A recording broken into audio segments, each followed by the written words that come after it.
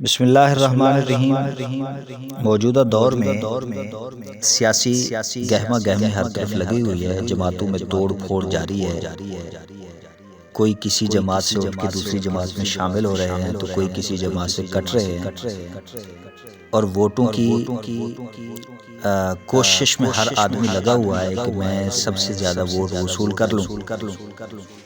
تو یہ جو شکل و صورت بنی ہوئی ہے نا، اس کو سامنے رکھتے ہوئے ایک سیاسی مدبر اور ممبر کے نام سے ایک بہترین اس ماحول کی عکاسی کی گئی ہے۔ تو آپ سماعت فرمائیں گے، انشاءاللہ بڑا لطف بھی آئے گا اور اس کا نتیجہ بھی بہت ہی اچھا اخذ کریں گے۔ کسی سیاسی جماعت میں ایک نیا ممبر نامزد ہوا تو اس کے ساتھیوں نے اسے بتایا کہ فلاں تجربہ کار مدبر کے پاس جاؤ، وہ تمہیں سیاسی کامیابی کے راز بتائے اور گر سکھائے گا اور ووٹ حاصل کرنے کا طریقہ بتائے گا۔ نیا ممبر تجربہ کار مدبر کے پاس پہنچا اور اپنا مدعا بیان کیا۔ سیاسی مدبر نے چند شرائط منوانے کے بعد کہا کہ اگر تم نے میری ہدایت کی خلاف ورزی کی تو ہر خلاف ورزی کے عوض تم مجھے $5 ادا کرو گے۔ نامزد ممبر نے یہ شرط بھی منظور کر لی۔ اب ذرا مدبر اور ممبر کی بات چیت ملاحظہ فرمائیے۔ مدبر: کیا میں تمہارا امتحان لینا شروع کر دوں؟ سیاسی ممبر: جی ہاں، میں تیار ہوں۔ مدبر: پہلا سبق یہ ہے کہ اگر تم اپنے متعلق بری بات سنو تو اس پر ناراض نہ ہونا، ہر وقت ہوشیار رہنا۔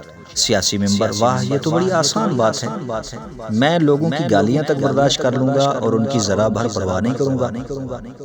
مدبر: بہت خوب، پہلا سبق تو تم نے یاد کر لیا اور مجھے اس پر مسرت ہوئی ہے، لیکن سچ پوچھو تو میں نہیں چاہتا کہ لوگ تم جیسے مکار اور بدمعاش آدمی کو منتخب کریں۔ سیاسی ممبر: یہ آپ کیا کہہ رہے ہیں؟ آپ کو میری توہین کرنے کی جرأت کیسے ہوئی؟ مدبر: برائے مہربانی $5 رکھ دیجیے۔ سیاسی ممبر: اوہو، اب یاد آیا، یہی تو پہلا سبق تھا اور میں بھول گیا۔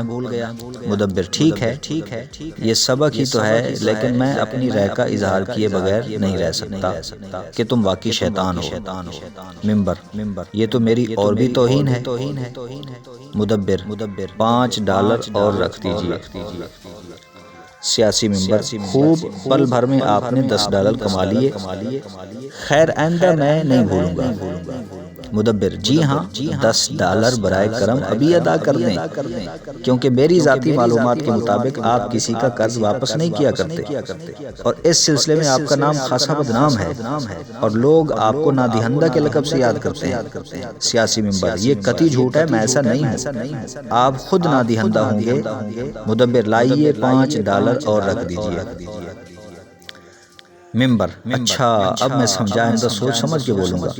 مدبر: آپ سمجھ گئے تو مجھے خوشی ہوئی ہے، باقی آپ کو اب سبق یاد ہو جانا چاہیے تھا۔ میں نے آپ کے بارے میں جو کچھ کہا ہے واپس لیتا ہوں، دراصل یہ باتیں میں نے یوں ہی کہہ دی تھی کیونکہ آپ تو بڑے باعزت شخص ہیں۔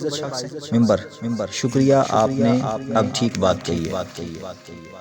مدبر: میں سمجھتا ہوں کہ آپ واقعی بڑے باعزت شخص ہیں، حالانکہ آپ ایک گھٹیا خاندان میں پیدا ہوئے اور آپ کے والد محترم بڑے ہی بدنام انسان تھے۔ ممبر: یہ آپ نے پھر مجھے برا بھلا کہنا شروع کر دیا، آپ تو بڑے مکار اور بدمعاش معلوم ہوتے ہیں۔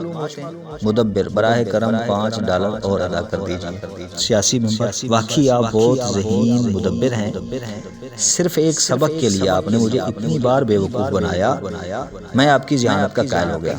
اس پر مدبر نے نامزد ممبر سے کہا کہ غور کرو، یاد رکھو کہ جتنی بار تم ناراض ہوگو گے یا کسی درست کلامی کا برا مانو گے، اتنے ہی ووٹوں کا نقصان ہوگا، اور یہ بھی ذہن نشین رہے کہ ووٹ تمہارے بینک بیلنس سے زیادہ قیمتی ہیں۔ اب اس گفتگو سے ہمیں یہ نتیجہ ملا کہ یہ جو سیاسی